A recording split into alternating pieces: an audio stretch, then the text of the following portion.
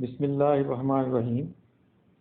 Students, आज हम अपने कॉस्ट एंड मैनेजमेंट अकाउंटिंग के नेक्स्ट लेक्चर का जो है वो आगाज़ करेंगे, जिसके अंदर हम मटेरियल के हवाले से डिस्कस करेंगे। ये हमारा लेक्चर जो है पिछले ही लेक्चर्स की कंटिन्यूशन है, जिसके अंदर हम मटेरियल के हवाले से डिस्कस करते हुए आ रहे हैं। ठीक है, इस लेक्चर के अंदर हम जो है मटेरियल के हवाले से इन्वेंट्री कंट्रोल सिस्टम को डिस्कस करेंगे। उसके बाद फिर हम इसके अंदर देखेंगे कि ऑर्डर लेवल्स जो हैं वो क्या हैं और उनको किस तरीके से देखा जाता है। ठीक है, मैक्सिमम स्टॉक लेवल क्या होता है, मिनिमम स्टॉक लेवल क्या होता है, डेंजर लेवल क्या होता है, इकोनॉमिक ऑर्डर क्वांटिटी क्या चीज़ है।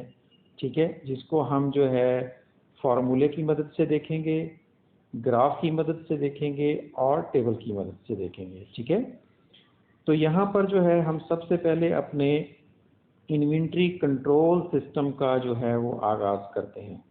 इन्वेंट्री कंट्रोल सिस्टम क्या चीज़ है? इन्वेंट्री कंट्रोल सिस्टम से मुराद ये चीज़ है कि ऐसा कंट्रोल सिस्टम जिसके अंदर हम इन्वेंट्री को कंट्रोल करते हैं। इन्वेंट्री कंट्रोल सिस्टम से मुराद कि जिसमें ऐसा सिस्टम जिसके तहत हम अपनी इन्वेंट्री को कंट्रोल करते हैं, उसको हम कहेंगे इन्वेंट्री कंट्रोल सिस्टम। यानी कि इसमें हम ये देखेंगे कि हमें कब जो है अपना एक ऑर्डर जो है वो प्लेस करना चाहिए और किस लेवल तक उसको प्लेस कर देना चाहिए। ठीक है ना, और किस लेवल तक हमें अपनी जो है स्टॉक की इन्वेंट्री उसको मेंटेन करके रखना चाहिए। कौन सा ऐसा लेवल है कि जिस तक हमें अपना इन्वेंट्री लेवल इन्वेंट्री का जो स्टॉक है उसकी एक लिमिट तक नहीं पहुंचना चाहिए। ठीक है, तो ये सारी चीज़ें जो है इसको हम इन्वेंट्री कंट्रोल सिस्टम के अंदर देखते हैं, जिसमें पहली जो चीज़ हम देखेंगे वो ये है ऑर्डरिंग पॉइंट या री ऑर्डर लेवल भी इसको कहा जाता है। ठीक है, ऑर्डरिंग पॉइंट क्या चीज़ है कि ऐसा पॉइंट जिसके ऊपर आपने फर्दर परचेज करने के लिए आपने ऑर्डर देना है। ठीक है, यानी कि आपने अपने स्टॉक का एक लेवल है, फ़र्ज़ करें 500 यूनिट तक जैसे ही आपका लेवल पहुंचता है तो आपने इंश्योर करना है कि फौरी तौर पर नया ऑर्डर प्लेस कर दिया जाए, ताकि आपका मैन्युफैक्चरिंग प्रोसेस जो है वो कहीं पे भी रुकने ना पाए। ठीक है, और उसको उस ऑर्डरिंग पॉइंट को या री ऑर्डर लेवल को हम इंश्योर करते हैं अपने इन्वेंट्री कंट्रोल सिस्टम के अंदर जो है। ठीक है, अब इसका फार्मूला क्या है? इसका फार्मूला ये है कि जी maximum consumption multiplied by lead time. ठीक है, यहाँ पे लीड टाइम क्या चीज़ है? लीड टाइम ऐसा टाइम फ्रेम होता है जिसके अंदर ऑर्डर देने से लेकर ऑर्डर की जो परचेजिंग है वो मुकम्मल, यानी कि आपके पास जो है वो प्रोडक्ट जो है फैक्ट्री के अंदर पहुंचने तक जो टाइम आपको चाहिए होता है उसको हम कहते हैं लीड टाइम। ठीक है, सपोज एक इन्वेंट्री जब आप ऑर्डर करते हैं तो वो आपके पास पहुंचने के लिए 15 दिन लेंगी या 20 दिन लेती है या महीना या 2 महीने लेती है, तो उस चीज़ को हम कहते हैं लीड टाइम। ठीक है, अब उसके बाद आ जाता है maximum stock level. Maximum stock level क्या चीज़ है? ऐसा स्टॉक लेवल जिस यानी कि जो एक आपने मैक्सिमम लेवल पे मेंटेन करना है कि आपने ज़्यादा से ज़्यादा कितना मटेरियल अपने पास स्टोर रखना है। ठीक है, उसको हम कहेंगे मैक्सिमम स्टॉक लेवल। दूसरा मिनिमम स्टॉक लेवल है, यानी कि कम से कम आपने अपने पास कितना स्टॉक जो है वो अवेलेबल रखना है गोडाउन के अंदर। ठीक है, तो मैक्सिमम स्टॉक लेवल का फार्मूला क्या है कि ordering level minus minimum consumption multiplied by lead time plus EOQ। EOQ mean economic order quantity, economic ordering quantity. Economic ordering quantity क्या चीज़ है? इसको हम आगे जाके मज़ीद डिटेल से डिस्कस करेंगे। यहाँ पे मैं थोड़ा सा बता देता हूँ कि सबसे यानी कि कितनी चीज़ों का आप ऑर्डर दें कि वो आपको सस्ती से सस्ती पड़े। ठीक है, यानी कि अगर आपको फ़र्ज़ करें 100 आइटम अगर आप मंगवाएंगे तो वो आपको सस्ते से सस्ता ऑर्डर पड़ता है, या कि 500 आप आइटम्स मंगवाएं तो वो सस्ते पड़ेंगे, या आप 50 आइटम मंगवाते हैं तो वो सस्ते पड़ेंगे। तो एक आपने इकोनॉमिक ऑर्डर क्वांटिटी का जो एक लेवल है वो डिटरमाइन करना होता है, जिसके तहत आप जो है वो एक मखसूस ऑर्डर की एक लिमिट जो है ना, एक मखसूस ऑर्डर आप यूनिट जो है वो आप ऑर्डर करते हैं। ठीक है, ताकि वो आपको सस्ते से सस्ता पड़े। Minimum stock level, ordering level minus average consumption multiplied by lead time. ठीक है, तो ये इसका फार्मूला है। अब हम इसको थोड़ा सा आगे अपनी एक एग्जांपल की मदद से समझते हैं। ठीक है, ये एक एग्जांपल है जिसके अंदर मैक्सिमम कंजम्पशन हमारी क्या है, 1000 यूनिट्स पर डे, यानी कि एक दिन में हम 1000 यूनिट्स जो है वो कंज्यूम करते हैं। मिनिमम कंजम्पशन हमारी क्या है, 800 यूनिट्स के कम अज कम एक दिन में हमने 800 तो इस्तेमाल कर ही लेने हैं। ठीक है, एवरेज हमारी क्या है, वो है 900 यूनिट्स पर डे। ठीक है ना, कि पूरे साल के अंदर या एक पीरियड के अंदर जो है हमारी जो एक एवरेज जो निकलती है वो है 900 units per day. Lead time क्या है इसमें, 5 to 10 डेज है। अब इसमें 5 to 10 डेज से मुराद ये है कि मिनिमम जो लीड टाइम आपको चाहिए वो है 5 और मैक्सिमम लीड टाइम है इसमें 10। ठीक है, तो एक चीज़ जब आपने जहन में रखनी, पीछे जो फार्मूले हमने देखे हैं इनके अंदर सबके अंदर लीड टाइम है। जैसे यहाँ पे मैक्सिमम लीड टाइम है, ठीक है, तो यहाँ पे मिनिमम लीड टाइम है। ठीक है, तो यहाँ पर इन चीज़ों को जो है वो आपने जहन में रखना है कि जिस जगह पर जौन सा लीड टाइम आपको जो है वो डिस्कस कर रहे होंगे उसी के मुताबिक आपने इसको जो है वो देना है। ठीक है, उसके बाद आ जाता है इमरजेंसी लीड टाइम, वो है हमारे पास 2 डेज। इकोनॉमिक ऑर्डर क्वांटिटी यानी कि 2500 यूनिट्स अगर हम परचेज करें एक ऑर्डर के अंदर तो वो हमें सस्ते से सस्ते पड़ते हैं। ठीक है, ये एक एग्जांपल है। अब हमने इसको जो है आगे देखते हैं इसको सॉल्व करके। ऑर्डरिंग लेवल हमारे पास क्या निकला जी, यानी कि ऑर्डर लेवल हमारे पास 10,000 यूनिट निकलते हैं। ठीक है, कि एक ये हमने जो पीछे फार्मूले डिस्कस किए हैं उसके अंदर जो है ऑर्डरिंग लेवल में ये देखें maximum consumption multiplied by lead time, तो इसके अंदर वही हमने क्या फार्मूला 10,000 हमारे जो है वो एक दिन में कंजम्पशन थी मैक्सिमम, और मैक्सिमम ही हमारा लीड टाइम 10 डेज बनता है, तो उसको उसके साथ हमने मल्टीप्लाई किया तो हमारे पास 10,000 यूनिट्स निकल आते हैं। मैक्सिमम स्टॉक लेवल अगर हमने अपना निकालना है तो वो किस तरीके से निकालेंगे, जो हमने यानी कि एक मैक्सिमम हमने पास इतनी आइटम्स हमने स्टोर करके रखने हैं मैक्सिमम लेवल पे, ज़्यादा से ज़्यादा वो है 31,000 यूनिट। इससे ज़्यादा हमने ऊपर नहीं जाना, क्योंकि अगर इससे ज़्यादा ऊपर हम जाएंगे तो हमें नुकसान होगा। ठीक है, तो वो हम किस तरीके से हमने निकाला, ऑर्डरिंग लेवल, ये जो आपने पीछे ऑर्डर लेवल निकाला, ठीक है, इसमें से माइनस किया आपने मिनिमम कंजम्पशन को मल्टीप्लाइड लीड टाइम को और इकोनॉमिक ऑर्डर क्वांटिटी को प्लस कर दिया उसके अंदर, तो ये आपके पास यहाँ पर निकल आया 31,000 जो है यूनिट्स मैक्सिमम स्टॉक लेवल आपके पास निकल आता है। ठीक है, यानी कि आपने 31,000 यूनिट्स जो है वो ज़्यादा से ज़्यादा आपने अपने पास हर वक्त मौजूद रखने हैं। अगर इससे ज़्यादा ऊपर जाएंगे तो आपको स्टोरेज के अखराजात ज़्यादा पड़ेंगे और आपका ख़र्चा ज़्यादा होगा, और अगर इससे कम पे जाएंगे तो आपको मे भी हो सकता है कि आपकी प्रोडक्शन के अंदर प्रॉब्लम आए। ठीक है, अब मिनिमम स्टॉक लेवल जो है, जो हमने एक मिनिमम स्टॉक लेवल के हवाले से डिटरमाइन करना होता है, तो वो भी किस तरीके से करेंगे, वही ऑर्डरिंग पॉइंट हमारा जो पीछे हमने यहाँ पे निकाला फर्स्ट पॉइंट के ऊपर।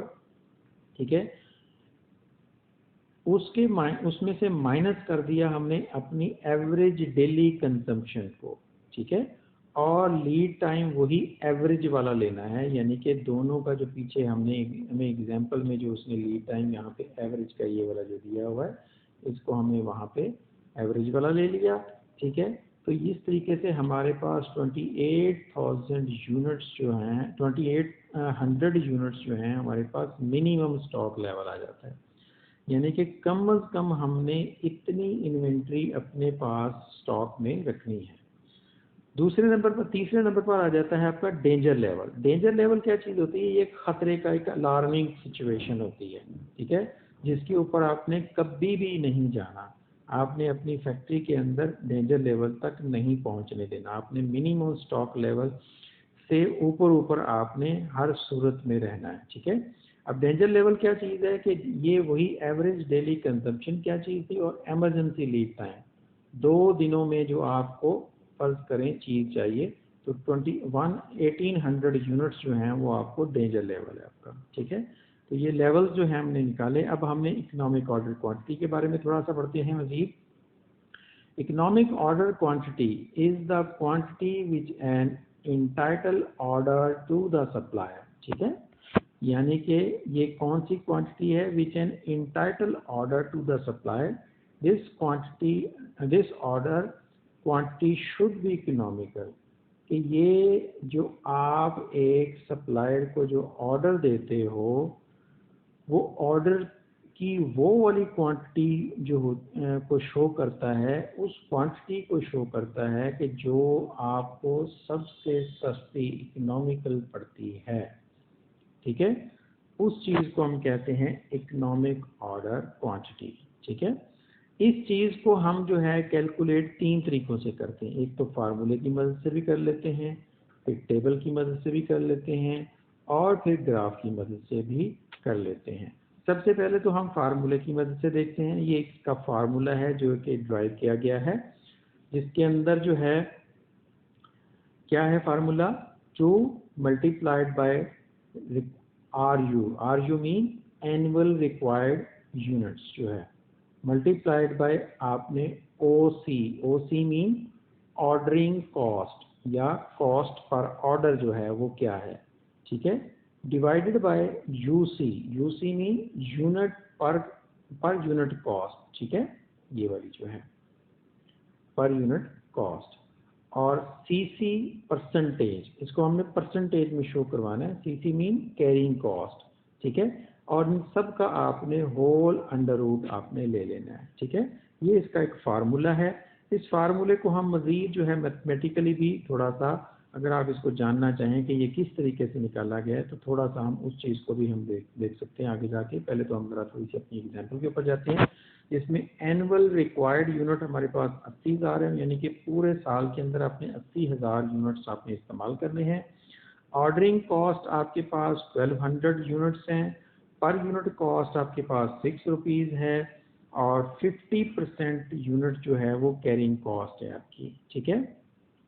अब हमने यहाँ पर जो है आगे बढ़ना है, जिसके अंदर जो है हम यहाँ पे देखेंगे कि देखें जी, इसके अंदर हमने अपनी वैल्यूज़ जो है वो उस फार्मूले के अंदर पुट की, तो हमारे पास 8000 यूनिट्स जो है वो EOQ इकोनॉमिक ऑर्डर क्वांटिटी के निकल आए। यानी कि अगर हम 8000 यूनिट जो है उसका ऑर्डर प्लेस करें, तो ये हमें सबसे सस्ता तरीन ऑर्डर पड़ेगा।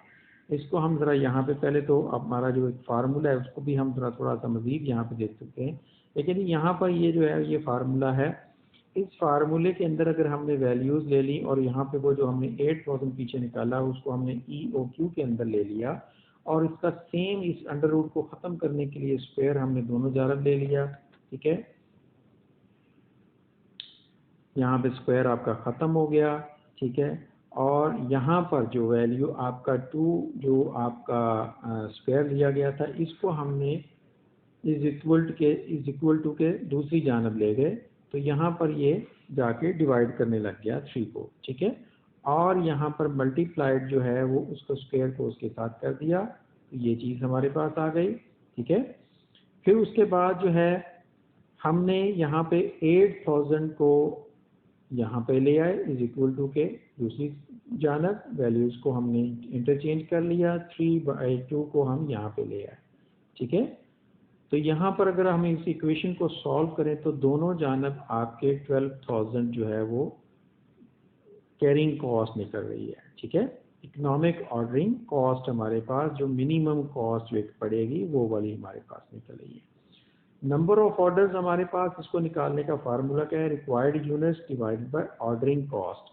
तो हमारे पास 2 यूनिट्स जो है वो नंबर ऑफ ऑर्डर्स जो है वो निकलते हैं। ठीक है, एवरेज इन्वेंट्री कैसे निकालते हैं, opening inventory plus closing inventory divided by 2 जब हम करते हैं, या इसको ऑर्डरिंग क्वांटिटी भी करके डिवाइडेड बाय 2 करेंगे तो हमारे पास एवरेज इन्वेंट्री निकल आती है। ठीक है, अब हम ज़रा अपने इस टेबल के ऊपर चले जाते हैं जिसके अंदर हमने कुछ कॉलम्स ड्राइव किए हुए हैं, जिसमें ऑर्डरिंग क्वांटिटी है, यहाँ पर रिक्वायर्ड एनुअल रिक्वायर्ड यूनिट, यहाँ पे नंबर ऑफ ऑर्डर्स, ठीक है, यहाँ पे ऑर्डरिंग कॉस्ट, ठीक है, और यहाँ पे कैरिंग कॉस्ट, और यहाँ पे टोटल कॉस्ट। ठीक है, अब इस पूरे टेबल का अगर आप एनालिसिस करें और इसको ध्यान से अगर आप डिटेल से देखें समझें तो टोटल हमें साल के अंदर 80,000 यूनिट्स चाहिए थे, और हमने अपने ऑर्डर्स को इन नंबर्स के अंदर डिवाइड कर लिया कि 20,000, 10,000 और यहाँ पर 8,000 है। ठीक है, यहाँ पे 8,000 यूनिट्स जो हैं जो हमने पीछे EOQ फार्मूले की मदद से निकाले हैं, ये वाले जो है ना, जो हमने फार्मूले की मदद से निकाले थे, समझें, ये वही हैं। ठीक है, और यहाँ पे 5,000, यहाँ पे 4,000। तो सबसे सस्ता तरीन हमने जो फार्मूले की मदद से जो निकाला था वो था हमारा ये वाला कैरिंग कॉस्ट ऑर्डर। ठीक है, क्वांटिटी जो है, और इसकी टोटल कॉस्ट अगर आप यहाँ पे टेबल के अंदर देखेंगे तो यहाँ पे ये देखें, यहाँ पे भी हमें टोटल कॉस्ट ज़्यादा पड़ रही है, यहाँ पे भी ज़्यादा पड़ रही है, यहाँ पे भी ज़्यादा पड़ रही है, यहाँ पे भी ज़्यादा पड़ रही है। सबसे सस्ता हमारा जो ऑर्डर पड़ रहा है उसकी टोटल कॉस्ट अगर देखें तो वो 24,000 पड़ती है। यानी कि अगर हम 8,000 यूनिट्स जो हैं वो मंगवाते हैं, ठीक है, तो हमें 24,000 जो है टोटल कॉस्ट उसकी पड़ेगी। अगर हम 5,000 पे जाएंगे तो तब भी ज़्यादा, 26,700 रुपये कॉस्ट निकल रही है। अगर हम 8,000 से ऊपर जाते हैं तो तब भी 24,600 रुपये का हमें टोटल कॉस्ट पड़ेगी। तो ये जो टेबल है इसकी मदद से भी आप ज़रा देख सकते हैं, यहाँ पर ये देखें, इनको जो है अगर आप थोड़ा सा एनालिसिस करें तो ये तमाम वैल्यूज़ आपको अच्छे तरीके से समझ आ जाएंगी। ठीक है, यहाँ पे जो है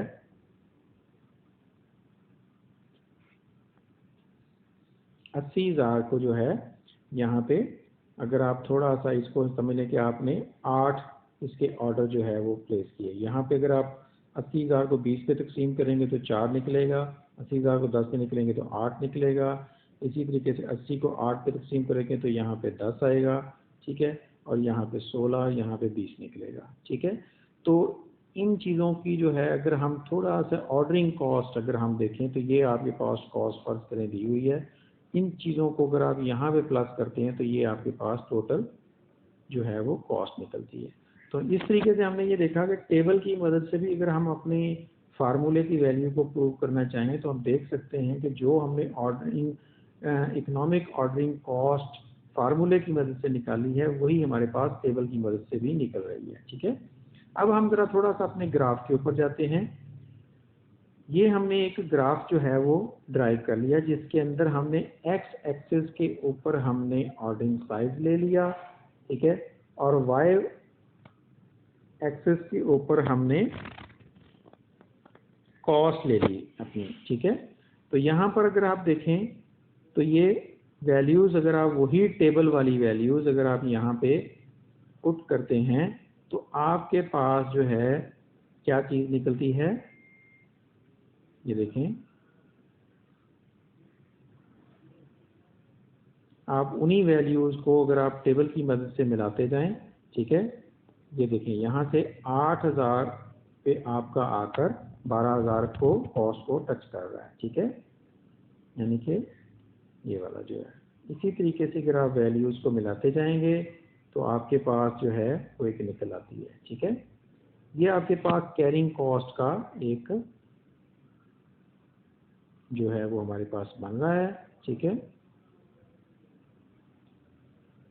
ये ऑर्डरिंग कॉस्ट के हवाले से कि ऑर्डरिंग कॉस्ट आपकी इसको एक शेप के अंदर हमारे पास आ रही है, ठीक है, और यहाँ पर जो है हमारी टोटल कॉस्ट निकल रही है।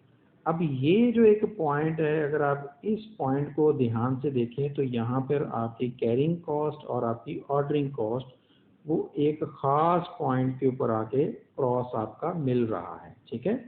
इस क्रॉस का मिलना जो है वो ये इस चीज़ का प्रूफ दे रहा है कि यहाँ पर जो है वो आपकी जो है वो सबसे सस्ता तरीन आपका ऑर्डर पड़ता है, ठीक है। तो इन चीज़ों को जो है हम ज़रा यहाँ पे अगर आप देखें तो ये आपको इकोनॉमिक ऑर्डरिंग क्वांटिटी जो है ये आपको शो करवाती है कि आपको सस्ता तरीन अगर आपने एक ऑर्डर निकालना हो कि कितना हम ऑर्डर प्लेस करें तो ये हमें सस्ता पड़ेगा, तो वो आप इकोनॉमिक ऑर्डरिंग फार्मूले की मदद से भी देख सकते हैं, टेबल की मदद से भी और ग्राफ की मदद से भी। अब हम ज़रा थोड़ा सा अपनी इन्वेंट्री कॉस्ट के हवाले से अब ज़रा थोड़ा सा हम डिस्कस करेंगे, जिसके अंदर हम देखेंगे कि डिफेक्टिव यूनिट्स को और स्पॉइल्ड यूनिट्स को कैसे हम हैंडल करते हैं, ठीक है। दो तरह के हमारे पास लॉस होते हैं, एक होता है नॉर्मल लॉस, ठीक है, दूसरा होता है एबनॉर्मल लॉस। नॉर्मल लॉस क्या चीज़ होती है कि the loss which was expected. क्या लॉस है कि जो हम एक्सपेक्ट कर रहे होते हैं, हमें पता होता है कि ये इतना लॉस हमारा होना ही होना हर सूरत में, ठीक है ना। एक रूटीन के मुताबिक जब भी कोई प्रोडक्शन हम किसी भी आइटम की करते हैं तो वो कुछ ना कुछ उसमें से नुकसान हमारा थोड़ा बहुत जो होता है उसको हम नॉर्मल लॉस ट्रीट करते हैं। फ़र्ज़ करें अगर आप पेट्रोल भरवाने के लिए जाते हैं तो कुछ आपका पेट्रोल उसमें से हवा के ज़रिए से उड़ जाता है, तो वो समझ लें कि नॉर्मल लॉस है, ठीक है, वो उसके ऊपर आपका कंट्रोल नहीं है। दूसरा लॉस आपका होता है एबनॉर्मल लॉस, ठीक है। एबनॉर्मल लॉस क्या है? The loss which was not expected. ऐसा लॉस जिसको आप एक्सपेक्ट नहीं कर रहे थे, ठीक है ना, जिसकी आपको कोई तवक्को नहीं थी, उसको हम कहते हैं एक्सपेक्टेड लॉस, ठीक है, या सॉरी अपना एबनॉर्मल लॉस, ठीक है ना। अब इस लॉस को आप किसी हद तक कंट्रोल भी कर सकते हैं अगर आप अपना मैनेजमेंट लेवल जो है उसको बेहतर करें तो, ठीक है। इसका चार्ज कहाँ पे किया जाता है? जो नॉर्मल लॉस होता है इसको हम FOH को चार्ज करते हैं, ठीक है, और जो एबनॉर्मल लॉस होता है ये मखसूस उस स्पेसिफिक जॉब को चार्ज किया जाता है, ठीक है। यानी कि जो नॉर्मल लॉस होता है फर्स्ट पॉइंट के ऊपर ये हम चार्ज करते हैं FOH को, ठीक है, और जो एबनॉर्मल लॉस होता है ये वो स्पेसिफिक जॉब को चार्ज किया जाता है। मसलन अगर आप पंखे बना रहे हैं और उन पंखों के अंदर 2 पंखे या 10 पंखे आपके जो है वो ख़राब हो जाते हैं, टूट जाते हैं, कोई एक्सीडेंट हो जाता है या कोई और उनके अंदर कोई मसला आ जाता है, तो आपने ये वाला जो एबनॉर्मल लॉस है आपने उसी पंखे जो हैं जो बनाने की जो जॉब है आपने उसी को चार्ज करना है, ठीक है। जबकि नॉर्मल लॉस क्या होगा? FOH पूरी फैक्ट्री ओवरहेड की जो कॉस्ट है उसके अंदर डिवाइड हो जाएगा। यानी कि वो जितनी भी एक फैक्ट्री के अंदर अगर 10 आइटम बन रहे हैं, पंखे बन रहे हैं, लाइटें बन रही हैं, ट्यूब लाइट्स बन रही हैं या कोई और इलेक्ट्रिक आइटम्स बन रहे हैं या इसी तरीके से किसी और फैक्ट्री के अंदर अगर फर्नीचर आइटम्स बन रहे हैं, तो वो तमाम जितने भी यूनिट्स जो वहाँ पे मैन्युफैक्चर किए होते हैं वो उनके ऊपर डिवाइड हो जाता है। और जो एबनॉर्मल लॉस होता है वो तमाम के ऊपर डिवाइड नहीं होता बल्कि उस मखसूस जॉब को चार्ज किया जाता है जिसके लिए वो जिसके अंदर वो वकूफ़ पज़ीर होता है, ठीक है। इसी लॉस के अंदर हम जो है मज़ीद आगे जाकर हम इसको डिटेल से डिस्कस करेंगे हमारे नेक्स्ट लेक्चर के अंदर। यहाँ तक अगर किसी स्टूडेंट को कोई चीज़ नहीं क्लियर हुई तो वो डिस्कस कर सकता है, ठीक है, डिस्कशन बोर्ड के अंदर जाकर किसी भी किस्म का जो है वो आप इस टॉपिक से मुतल्लिका जो है वो आप डिस्कस कर सकते हैं, ठीक है।